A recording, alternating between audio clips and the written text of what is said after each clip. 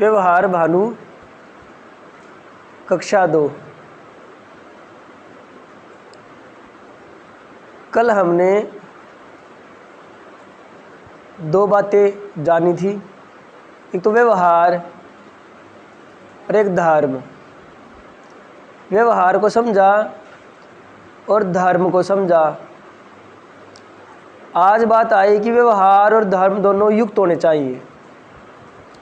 व्यवहार जो हमारा होता है वो धर्म से युक्त होना चाहिए। कल हमने जाना कि व्यवहार किसको कहते हैं और धर्म किसको कहते हैं। आज दोनों का युक्त होना। अगर व्यवहार हमारा धर्म से युक्त होगा तो सुख मिलता है, और व्यवहार में धर्म ना हो, उसका उल्टा हो, अधर्म हो तो दुख मिलता है। आज इस पे चर्चा करेंगे। व्यवहार भानु में जो अगला विषय है वो ये है कि जब व्यवहार धर्म से युक्त होता है उसको सुख मिलता है, सुख लाभ होता है। इसके लिए एक दृष्टांत है कि एक व्यक्ति है कोई, उसने अपनी दुकान कर रखी है और उसके पास में ही करने व्यक्ति है, उसने दुकान कर रखी है। एक व्यक्ति उस सामान को इतने में बेचता है जिसमें उसको भी लाभ हो और दूसरे को जो उससे खरीद रहा है उसको भी ज़्यादा महंगा ना पड़े, यानी कि उसको भी लाभ पहुंचाना चाह रहा है, स्वयं को भी उसको कुछ आर्थिक मदद हो रही है अपना काम चलाने के लिए। दूसरा क्या करता है, दूसरा दुकान वाला वो अपना पेट भरने की सोचता, दूसरे की हानि करता, खूब महंगे दाम लगाता है, महंगे दामों में उसको बेचता है, या फिर बहुत सस्ती डिफेक्टिव ख़राब वस्तु खरीदेगा और उसको बेच देगा, उसके मूल्य लगाएगा ज़्यादा, उसमें भी वो हानि कर रहा है दूसरे की। कुल मिला के चाहे वो वस्तु ख़राब बेच रहा है या बहुत ऊंचे दामों में बेच रहा है, वो जो खरीद रहा है उसका लाभ नहीं चाहता, केवल अपने लाभ के बारे में सोचता है। ये जो उसका वस्तु देने का और बदले में धन लेने का ये जो व्यवहार हुआ, ये जो लेन देन हुआ, ये धर्मयुक्त नहीं हुआ। धर्मयुक्त व्यवहार कैसा होता है? जिसमें न्याय हो, जिसमें पक्ष ना ले, पक्षपात रहित हो और सर्वहित हो। उसने अपने स्वार्थ के लिए, स्वहित के लिए तो कार्य किया, सर्वहित में कार्य नहीं किया। जितने भी ग्राहक आए उनके हित के लिए कार्य किया नहीं, तो उसका जो व्यवहार है वो अधर्मयुक्त है। धर्मयुक्त नहीं, अधर्मयुक्त है। अगर व्यवहार अधर्मयुक्त है तो उसमें उसकी क्या होगी? हानि होगी, उसको दुख मिलेगा। कैसे मिलेगा? मान लो जो धर्मयुक्त व्यक्ति है वो 10 रुपये की वस्तु खरीदता है और 15 रुपये की बेच देता है, और जो दूसरा वो 10 रुपये की खरीदता है और 25-30 की बेचता है। या फिर कोई ऐसा है कि 10 की खरीदता है लेकिन 15 की या 20 की बेचता है, लेकिन डिफेक्टिव बेचता है, ख़राब वस्तु बेचता है। अब जब वो व्यवहार है उसका जब लोगों से हो रहा है तो जो कम दाम में बेचेगा और अच्छी वस्तु बेचेगा उसके ग्राहक बढ़ते चले जाएंगे। उसकी एक दिन में कई वस्तुएं बिकेंगी। मान लो उसकी 10 वस्तुएं बिकी, 10 वस्तुएं बिकी, उसको कितने रुपए का लाभ हुआ? एक वस्तु पे 5 रुपये का लाभ हुआ तो 10 वस्तुओं पर 50 रुपये का लाभ हुआ। एक ने 10 की बेची 25 और बिकी 2 ही वस्तु मान लो, और वो ही बिकनी बंद हो जाए तो उसको 30 रुपये का लाभ हुआ। एक को 50 का हुआ, और ये तो कहने की बात है, जिसका अच्छा व्यवहार उसमें तो कई गुना भीड़ लगी रहेगी। और जो अधर्मयुक्त होगा तो दूसरों को पता चल जाएगा ये तो गलत व्यक्ति है, वो उससे वस्तु खरीदेंगे नहीं, तो उसकी हानि हो जाएगी, तो वो हानि कर लेगा अपनी। तो यही बात स्वामी जी कह रहे हैं। स्वामी जी ने आगे क्या लिखा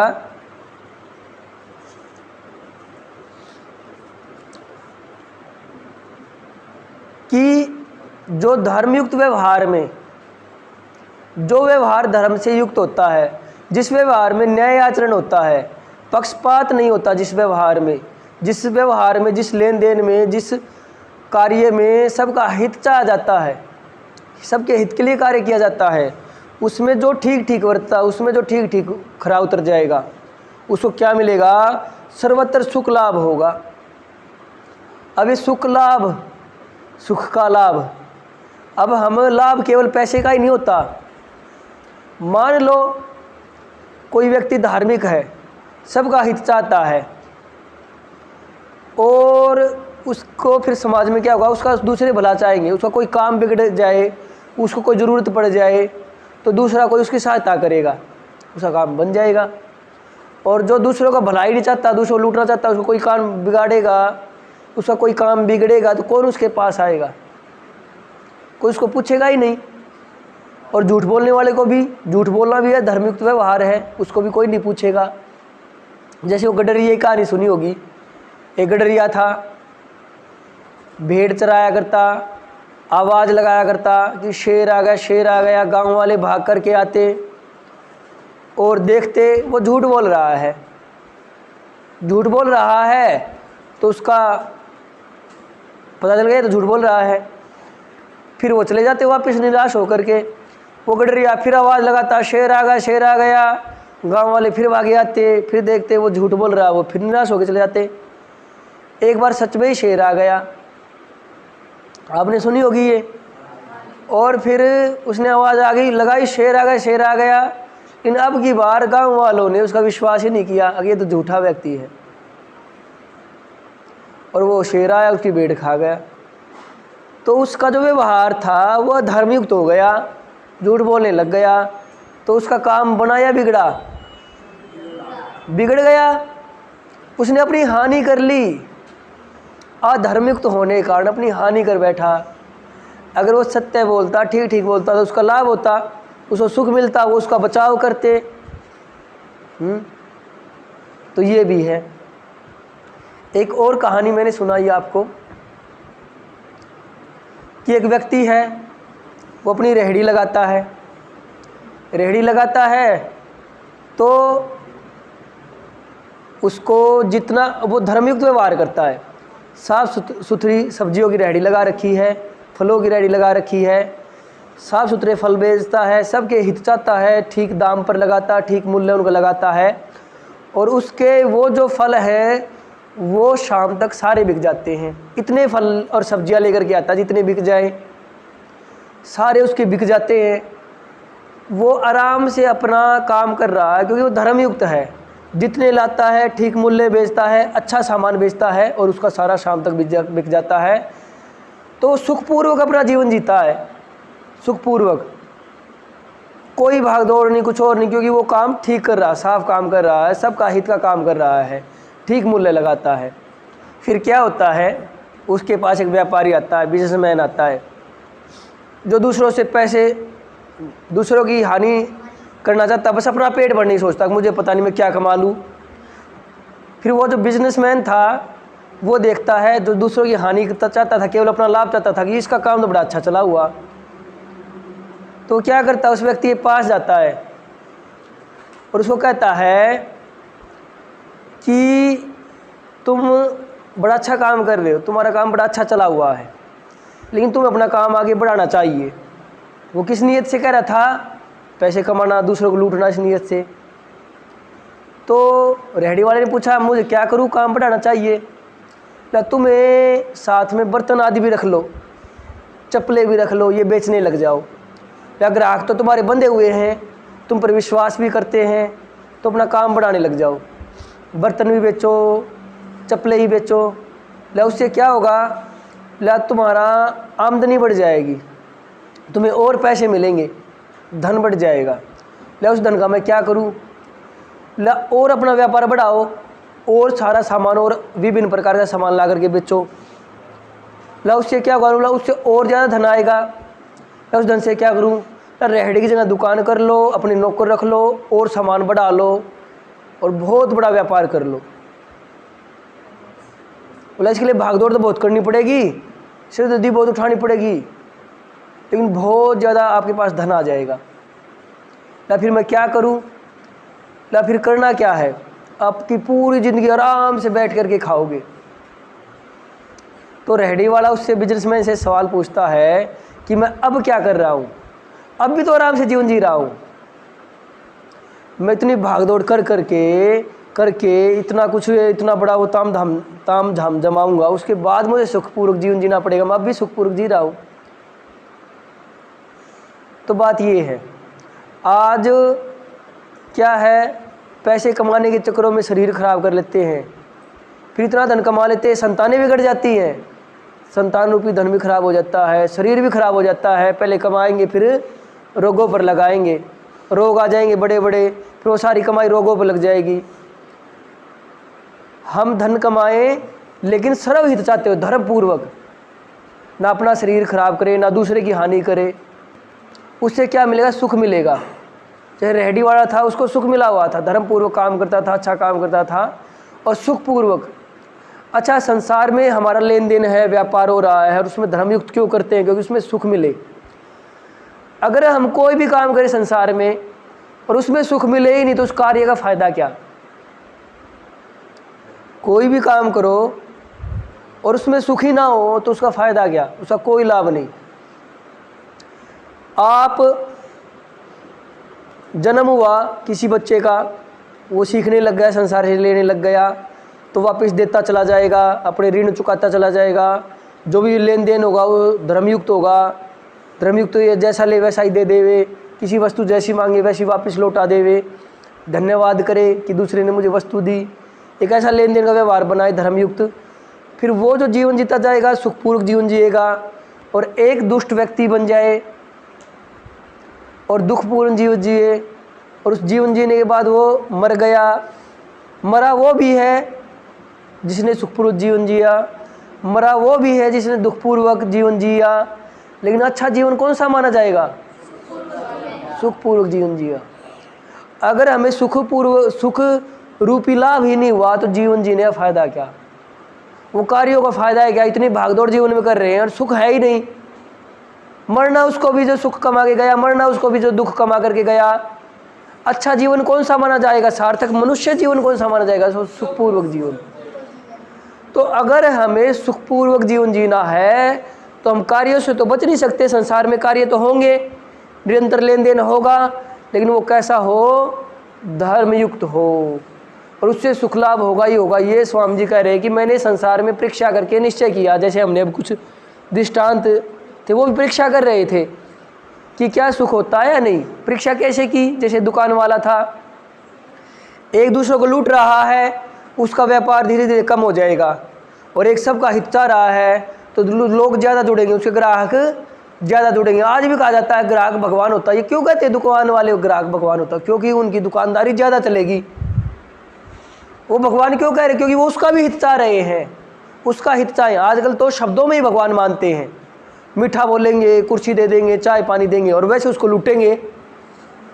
वो भगवान शब्दों में तो भगवान कह रहे हैं, लेकिन वास्तव में भगवान थोड़ी मान रहे हैं। वास्तव में भगवान मानना ये होगा कि उसके प्रति श्रद्धा, उसका भी भला चाहें, अपना भी दुकानदारी चलाएं और उसका भी भला चाहें, उसको लूटने की ना सोचें, ठीक दाम पे लगाएं, अच्छी वस्तु भी बेचें, खराब वस्तु ना बेचें, सारी जानकारी दें कि देखो ऐसे कोई वस्तु ना चिपकाए झूठी जानकारी दे करके। तो ये जो व्यवहार है ये धर्मयुक्त व्यवहार है।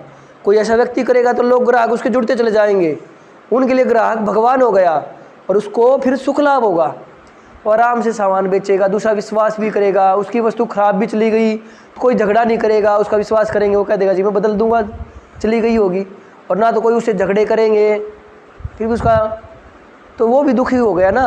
और एक लोग विश्वास करे, उसकी बात को मानने, तो वो प्रेम पूर्वक आदान प्रदान कर रहा हो, उसका काम भी ठीक चला हुआ हो, तो ये क्या हो गया? ये परीक्षा कर रहे हैं हम। ऐसा ही होता है, झूठ ना बोले, जैसे गडरिया था, सत्य बोले, ये भी परीक्षा की कि सत्य करने वाले का विश्वास करेंगे, कोई उसकी सहायता करने आएगा उसका, तो जो सत्य रूप धर्मयुक्त व्यवहार करेगा तो उसको सुख मिलेगा, कोई सहायता के लिए आएगा। और जो अधर्मयुक्त होगा कोई सहायता नहीं करेगा, उसकी जैसे भेड़ें खा ली गई तो हानि उठानी पड़ेगी उसको।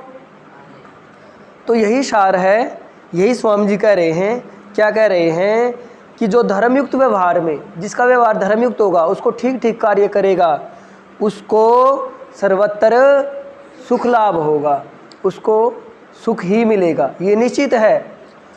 और जो विपरीत वर्तता है, अधर्मयुक्त वर्तता है, दूसरे की हानि करता है, न्याय आचरण नहीं होता, पक्षपात करता है, ऐसी जो चीज़ें हैं, ये जो अधर्म जिनके कार्यों में होगा वह सदा, वो हमेशा दुखी होकर के अपनी हानि कर लेता है। ये बात कही। अब इसमें मैं छोटी सी बात और जोड़ूंगा। पुस्तक का नाम क्या है?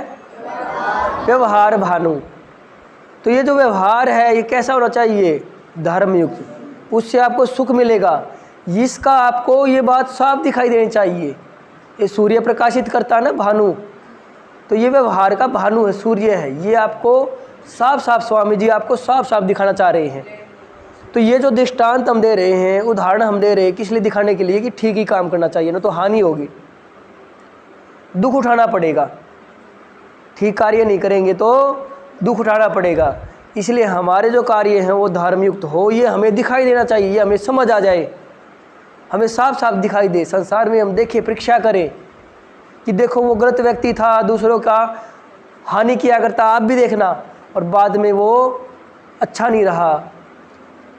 अच्छा, एक बात और होती है, देख लेना, जो धर्मयुक्त व्यवहार करता है, दूसरे का ही भला चाहता है, अपना भला करते हुए दूसरे का ही भला चाहता है, उसके अंदर ऐसी ऊर्जा बनी रहेगी, सकारात्मक ऊर्जा, बीमारियां कम आएगी, स्वस्थ रहेगा, खुश रहेगा। और जो दूसरों को लूटने की सोचता रहेगा, उसके देखना चेहरे पर रौनक खत्म हो जाएगी। तो वो ये रेखाएं माथे पर खिंची रहेगी, खुशी जाती रहेगी, और वो भय में जीवन जिएगा, बीमारियां आ जाएंगी। वो सारा जो उसने किसी को लूटने का चाहा था, अंदर ये जो उसके नकारात्मक ऊर्जा बहने लग गई, ये भी उसका नाश कर दी। देखो परमात्मा ने शरीर हमारा कैसा बनाया है, जब हम सबका भला चाहते हैं, हम खुश रहते हैं, सकारात्मक ऊर्जा बहती है। ऐसा हो ही नहीं सकता जो दूसरे को हानि करे और सकारात्मक ऊर्जा बहे, कहीं ना कहीं उसके अंदर वो बहेगी नकारात्मक ऊर्जा, और वो भी उसके अंदर बीमारियां पैदा करेगी, मानसिक रोग पैदा करेगी, वो भी हानि है। तो जिसके कार्य संसार में ये आपको दिखाई दे, साफ दिखाई दे, जैसे मैंने कल कहा था, जैसे सूर्य हो, प्रकाश हो, मैं बैठा दिखाई दे रहा हूँ, और अंधेरा हो, बिल्कुल अंधेरा, थोड़ा सा प्रकाश ना तो दिखाई नहीं देगा, पास की वस्तु दिखाई नहीं देती। ऐसे ही ये जो दृष्टांत हैं, ये जो बातें हैं, ये जो पुस्तक, इससे आपको साफ दिखाई दे कि व्यवहार अगर आप धर्मयुक्त करेंगे तो सुख लाभ होता है, ये बात दिखाई दे, और अधर्मयुक्त करेंगे तो दुख हो करके सदा हानि उठानी पड़ती है। शांति शांति शांति।